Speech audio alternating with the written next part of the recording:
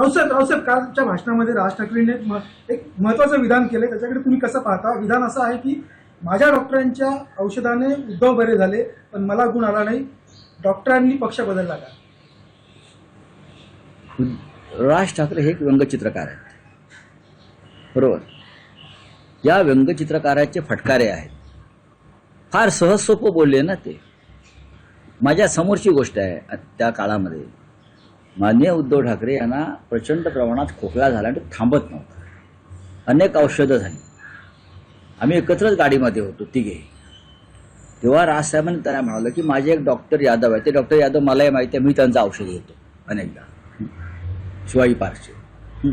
आणि तिथे सुद्धा मला त्या डॉक्टरांकडे सन्माननीय श्रीकांत ठाकरे यांनीच इंट्रोड्यूस केलं होतं. तर ते असं म्हणाले डॉक्टर यादवचं औषध, ताबडतोब घसा मोकळा होईल. आणि त्यांनी स्वतः राजसाहेबांनी ते औषध मागवलं, स्वतः त्यांच्याकडे औषध सुपूर्द केलं. आणि पुढले 3-4 दिवस ते औषध घेतात की नाही, उद्धव ठाकरे कशा प्रकारे घेत आहेत आणि त्या औषधाचा काय परिणाम आहे झालेला, हे ते स्वतः माहिती घेत होते. पण जेव्हा तोच आजार राज ठाकरेंना झाला खोकल्याचा, तेव्हा ते यादवांचं औषध त्यांना लागू पडत नाही. मी जेव्हा एकदा फोन केला त्यांना, म्हटलं अरे तुमचा अजून घसा बसलेला दिसतोय, तुम्हाला यादव फळलेले दिसत नाहीत.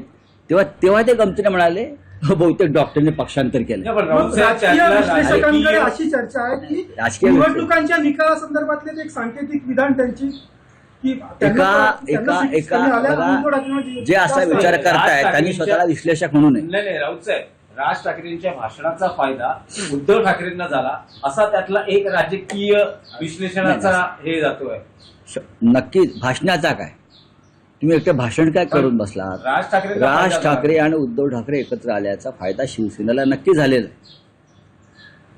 हे मोकळेपणानं सांगायला उद्धव ठाकरेही मागे राहत नाहीत आणि आम्ही मागे राहत नाही. आणखी एक भावनिक क्षण होता, तुम्ही भविष्यात देत होता राज ठाकरेंना, उद्धव ठाकरेंना राज ठाकरेंचा सत्कार करायला. थेट राज ठाकरेंनीच सत्कार केला उद्धव ठाकरेंचा. शेवटी ते आता बोललो ना, प्रीतिसंगम. आणि त्या प्रीतिसंगमामुळे समोर भीतीसंगम निर्माण झालाय. हे होतच राहील यापुढे. नाही पण राऊतसाहेब, महापौर पदाची निवडणूक पुढे ढकलली गेली आहे. 2 पक्षांची म्हणजे भाजप आणि शिवसेना शिंदे यांची अजूनही गट नोंदणी होत नाही. बहुतेक ती घटस्थापनेपर्यंत पुढे जाऊ शकते, कारण ते काय दोघांमधलं काय जुळत नाही आहे. शिंदे रुसून बसलेले आहेत आणि रुसून बसलेल्या सुनबाई ज्या आहेत त्या सारख्या दिल्लीत फेऱ्या मारतायत आणि दिल्लीचे सासरे ऐकायला तयार नाहीत. त्याच्यामुळे त्या नववधूची फार अडचण झालेली आहे. करे तो क्या करे, इज्जत का सवाल आहे. बाळासाहेबांचं जन्मशताब्दी वर्ष आहे, बोलून ते गेलोय आमचा महापौर होणार. पण भारतीय जनता पक्ष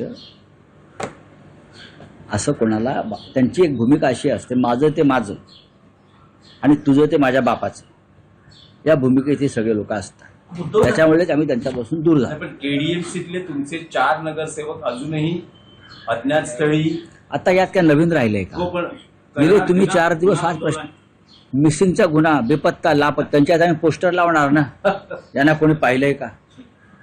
त्यांचे पोस्टर अख्ख्या कल्याण डोंबिवलीत लावू, महापालिकेत लावू, सभागृहात लावू, कल्याण डोंबिवलीच्या भाजपच्या कार्यालयात चिटकवू, शिंदेच्या कार्यालयात चिटकवू, मिसिंग म्हणून, मिसिंग पर्सन. आणि मग मिसिंग पर्सन ब्युरो नावाचा जो एक क्राईमचा रेकॉर्ड आहे त्यात त्या चौघांची नावं येतील.